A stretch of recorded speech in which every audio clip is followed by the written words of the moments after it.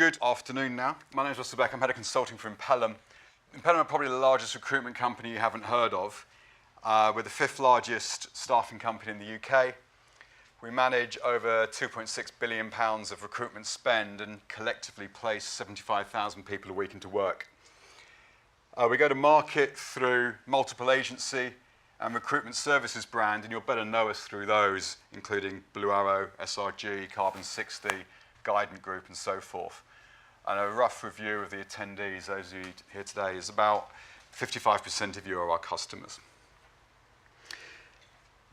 So, by way for the title, the fourth thing I've learned is don't start with a negative, but I couldn't change that.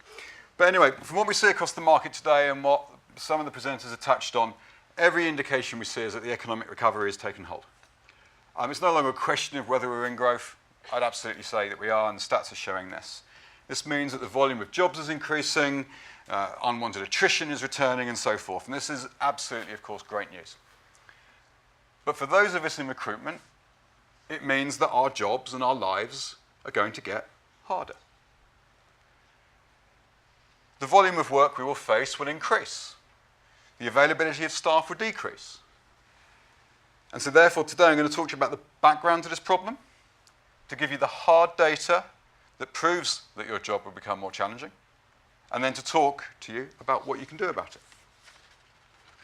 By the end, I want to suggest a progressive approach and give you examples of where this approach is already working in practice, and then share some tangible takeaways that you can start to implement tomorrow when you're back in the office to try and mitigate this.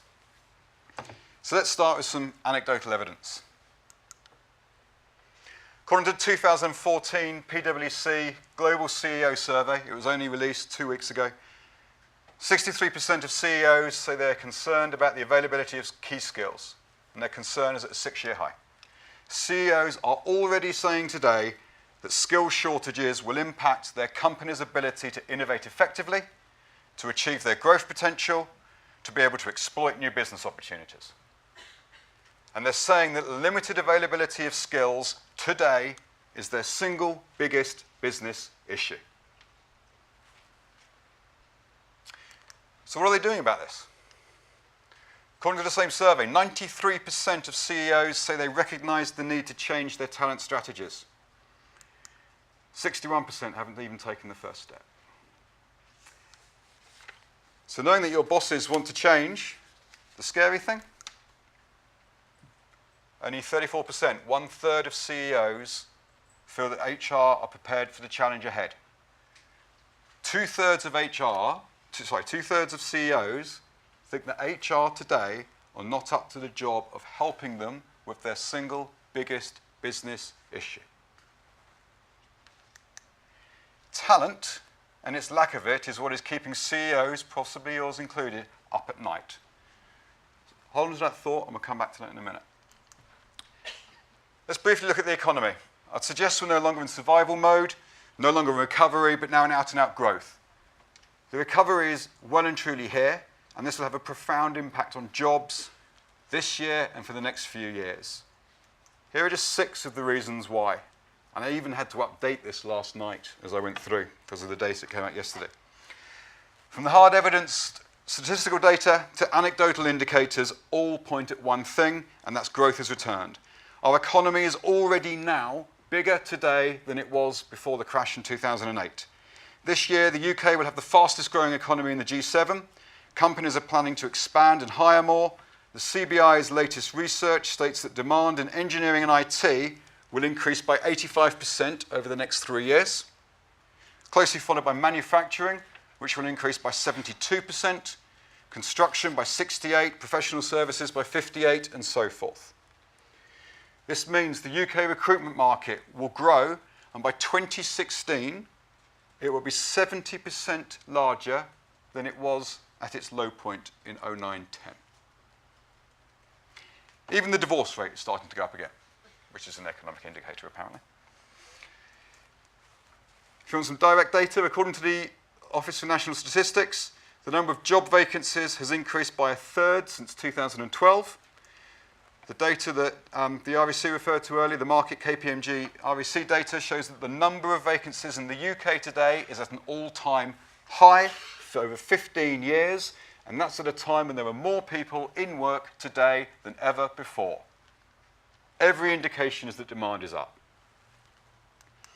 So if demand is increasing, what about supply? Well, supply is dominated by two key factors, demography and skills. Let's consider demography, which shows that maybe supply could be increasing. People are living longer. Our working population is aging. Older people are remaining in work for longer. And that presents two conundrums. The first, from a worker's perspective, does an aging population wish to engage with work or embrace retirement? Do they wish to have permanent work? And how do they wish to have that? Do they want to work 40 hours a week, or do they want to work in discrete projects? Work winters, earn some money, take the whole summer off. The second conundrum is from an employer's perspective. The older the employee, typically, the more they're paid. Or at least they've had more opportunities to have pay rises. Simply put, therefore, can businesses afford for a third of their staff to be in the upper quartile of pay? Because that's where the demographics will be by 2020. So whilst the supply is there, the colliding forces will challenge you to consider how you engage and motivate your talent, and with respect to age, your experienced workforce. But demographics is a reasonably slow game to play, so what are we doing about growing or creating talent? But in terms of growing our own, this stat would suggest not a great deal. So if we're not growing our skills, will education fill the gap? Now, the best research I can find on this is from Jerry Crispin at Career Crossroads, which is US-based. I can find no European equivalent. But it analyzes, for every 100,000 students in the United States entering 9th grade in 2013, it breaks out how many will reach different levels of qualification, and specifically how many will become degree-qualified mechanical engineers in 2021.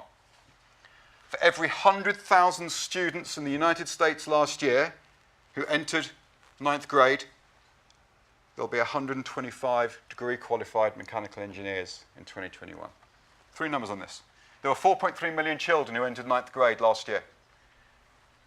Following the maths, that means there'll be 5,375 degree-qualified mechanical engineers in 2021. Yesterday in Career Builder, US, one job board, appreciate there might be duplication, there are 11,157 mechanical engineering jobs. That is in the entire United States. That's how few they are creating. If you want to make this a diversity issue, of those 5,375, 215 will be female. Finally, let's look at unemployment. Unemployment rates of all countries are falling. In the UK, we announced only yesterday it had fallen to 6.6%, already below what the Bank of England said when they'd start considering raising interest rates. In the US, it's now just over 6%. And even in Europe, while still early days, unemployment would appear to have peaked and starting to be dropping. Greece and Spain both recorded a fall in unemployment in Q1 2014. Supply is decreasing. Supply of skilled labour is decreasing even more rapidly. So you've got demand going up, supply going down. Economic theory tells you this is a perfect storm. There is only one output.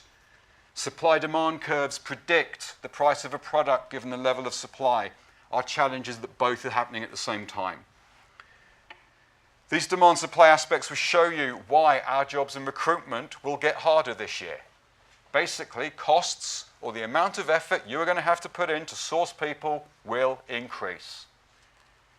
And given that the UK recruitment market is growing annually at 8%, our jobs will get progressively harder year on year for the next 3 to 5 years. You're already likely to have your budget set for this year.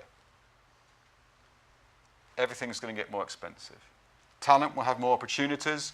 There will be an increase in competition, and thus salaries will start to rise. Unwanted attrition will return. Our jobs will get harder, and they'll get harder at a time when our CEOs already think that 2/3 of us in HR are not able to support them. So what can we do? Well, there are many ways, but today I want to focus on a single one, workforce agility. The entire nature of work is changing. We've already mentioned the aging workforce and briefly considered demography. But at the other end of the scale, we can consider generation X and Y, and it's been touched on already this morning. That cohort of workers in Gen X and Y are deemed more flighty, and it's estimated they will have a minimum of 14 jobs in their lifetime. The lack of talent and demographic change will mean we will have to reconsider our approach to our workforce, and critically, how we acquire and engage it.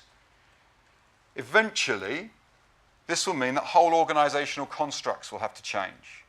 We'll have to adapt. Changing workforce dynamics will alter the nature of work and almost what work is and how people are engaged. All the management gurus have spoken about this for years. And whether we like it or not, it is happening today. And if we embrace it, and some companies, which I will show you have, I would suggest that this is one of the opportunities for HR to really shape and help deliver your company strategy. So let's start with how resources are acquired today. Typically, we've got 3 channels at the really simplistic level. There's permanent roles, which take many forms. Interestingly, it touches on what one of the speakers spoke about, the HROA, HR outsourcing organisation, last year described permanent employees as captive. That's interesting. I'm not sure how many people we chain our people to desks, but there we go. Permanent roles are often managed by those of us in HR, either directly via an in-house team or indirectly via an outsourced RPO, maybe supplier. And this is our world which we inhabit, along with ATSs, EVPs, direct sourcing, passive candidates, social media engagement, and so forth.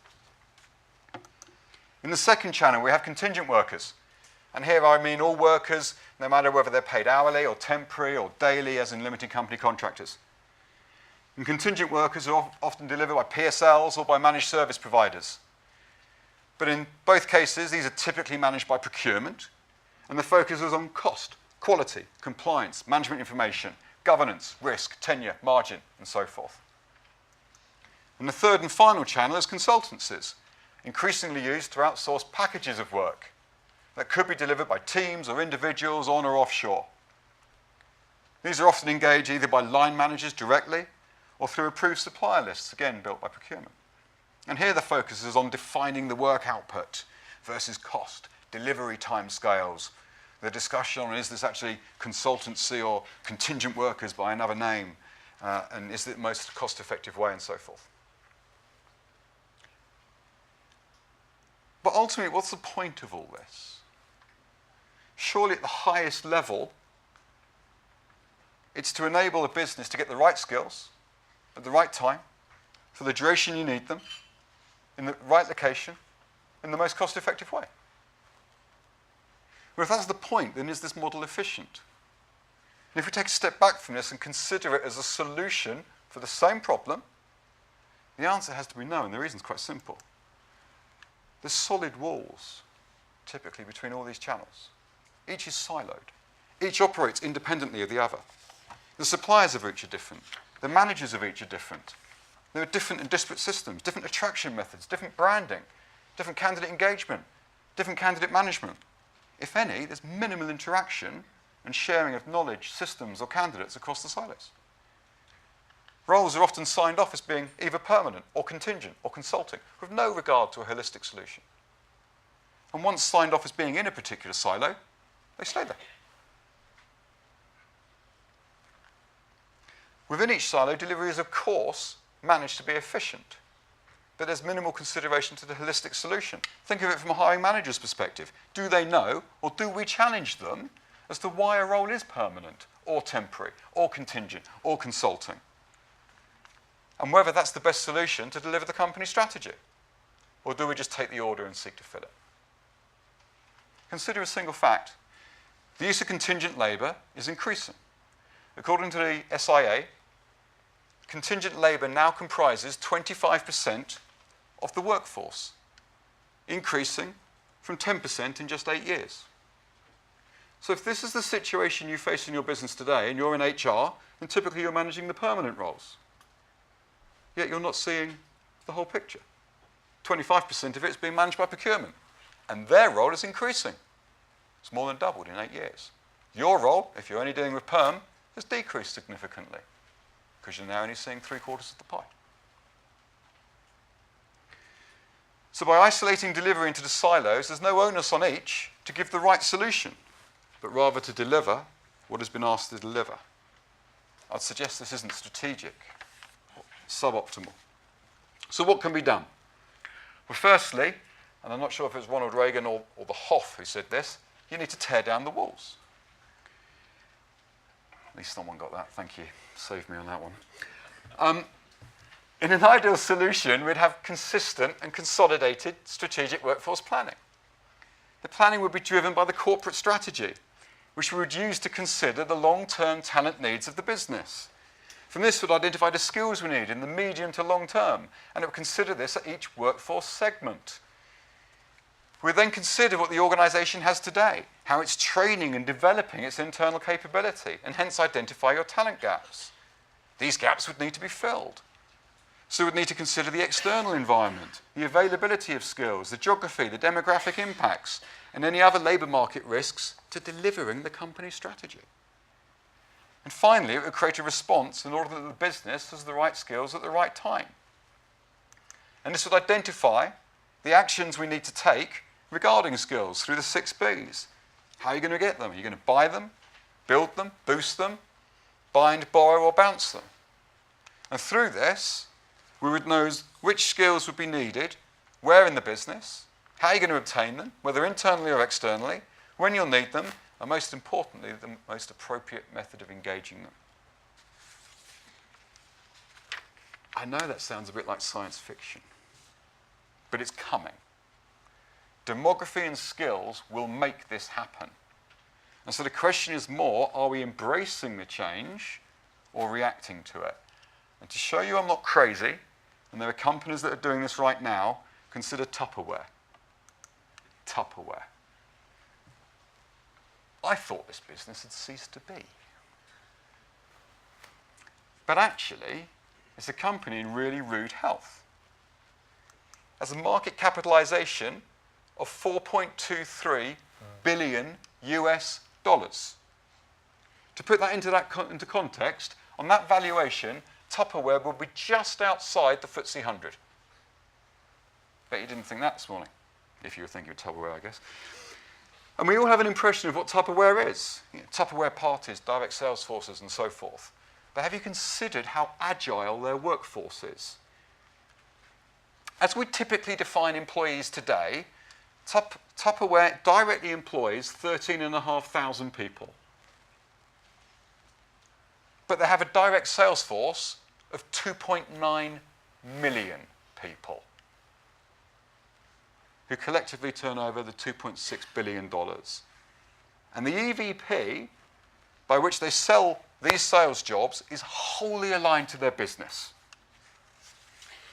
Tupperware's entire business is built on having an agile workforce.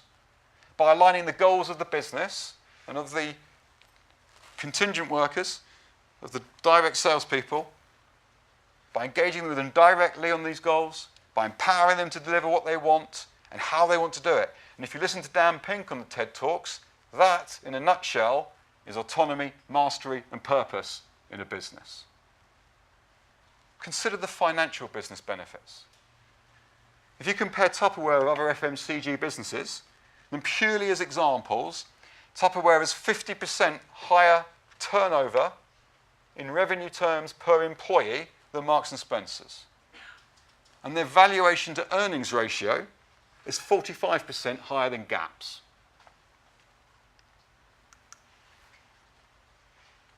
Secondly, consider Sadlers Wells. Some years ago, Sadlers Wells followed what business people would call vertical integration. They owned everything from the infrastructure, in this case the theatre, all the way down. They directly employed the directors, the producers, the dancers, orchestra designers, and so forth. but they realised that that model limited them. They realised that whilst I'm sure everyone was really, really good at their jobs, the shows produced were defined by the capability of the employed workers. The design was defined by the designer's capability. The dances were defined by the producer's vision, and the moves performed were defined by the dancer's skill. Overall, if you take a step back, they were restricted in what they could do based on the capability of the resource that they could get. So they took a really brave decision and completely changed their focus. And Sadlers Wells are now a conduit for talent. They own the infrastructure, but no longer directly employ the producers or performers. Their performances are entirely delivered by an agile workforce. And this has enabled them to now become a world leader in contemporary dance. They're no longer confined by the resource they had available, but rather the resource they can find. Their resource pool is now truly global, and they can produce a range of and diversity of shows that was never ever possible before. And this has been phenomenally successful for them. They're now the world's #1 venue dedicated to international dance. The diversity of their shows is second to none, presenting dance in all forms from contemporary, flamenco, ballet, hip-hop and more. They're now more sustainable, having over 500,000 visitors a year, and only require grants which account for 10% of their income, down over a quarter in the last 5 years. Now, with both of these examples, their approach to talent has upended their business model. But equally note how their business model is ingrained from top to bottom across every aspect of their business. If you cut Tupperware in half, or Sadlers Wells in half, it's almost like a stick of rock that you would see their business plan, their strategy ingrained at their core. I wonder how true that is for a lot of our businesses today. And I realise there is an inherent challenge here, but skills shortages and demography will upend it for you anyway. So it's more a question of whether we embrace these or not. So to end, 3 starters for 30. Let's stop doing what we always have done because we've always done it. Can we challenge, or at least start to provoke discussion as to why things are always done in a certain way? Why are some roles permanent, or some roles always contingent? When managers are not hiring, do we speak to them about how they're developing their staff to reduce future attrition? Do we know the corporate strategy, or even the strategy for the business units we manage? Why are contingent workers managed at arm's length from permanent ones? Why are they managed by different departments from permanent ones in terms of getting them in? And why am I actually even talking about permanent or contingent? Why is it not about business objectives and the talent needed to deliver them? And the best way I could find to express this was this. And I've always liked this cartoon because it always makes me smile, but there's a reason it makes me smile, because the message is so true. Are we creating HR departments that are capable of delivering what our CEOs want, or doing things in a certain way because that's the way they've always been done? The second takeaway is to plan. How can we engage better with the business to understand their current and future needs? Can we engage with them along with our L&D colleagues and other relevant parties so that we have the business need, a view of the internal capability, and recruitment's view of the external market, to identify what will be needed, where, when, and thus work out the most cost-effective way of bringing that resource in? Now, the above 2 will take some work. So the third one, takeaway, you can start tomorrow. Why don't we directly source contingent workers? Direct sourcing of permanent workers has been an area of absolute focus for over a decade, yet has never really permeated the contingent space. According to Gaia Research, 40% of all traffic to a FTSE 100 corporate site is careers related. According to Career Crossroads in a 2013 Source of Hire survey, the corporate website accounts for just under 24% of all roles, of all hires. So why not use that infrastructure, the branding, the EVP that we've built for permanent hires to attract contingent ones? And in the context of workforce agility and breaking down the walls between departments, this would appear a really easy, quick win. Because not only should it give you the benefits that caused us all to look at direct hiring of permanent resource in the first place, but it was as a byproduct, force your contingent delivery unit to work more closely with your permanent one. And in addition, it may give you visibility of the 25% of the workforce that may be outside your remit. We started by saying that talent, or its lack of it, is the single biggest factor in keeping CEOs up at night. I'd suggest that workforce agility, trying to consider resourcing in a holistic manner, is a solution to that problem, and propose 3 ways to start that. So maybe, just maybe, if you can start to change the conversation within your business, you can help become one of the 34% of HR departments that are up to the task. And then maybe you can help your CEO get some sleep at night. So thank you very much.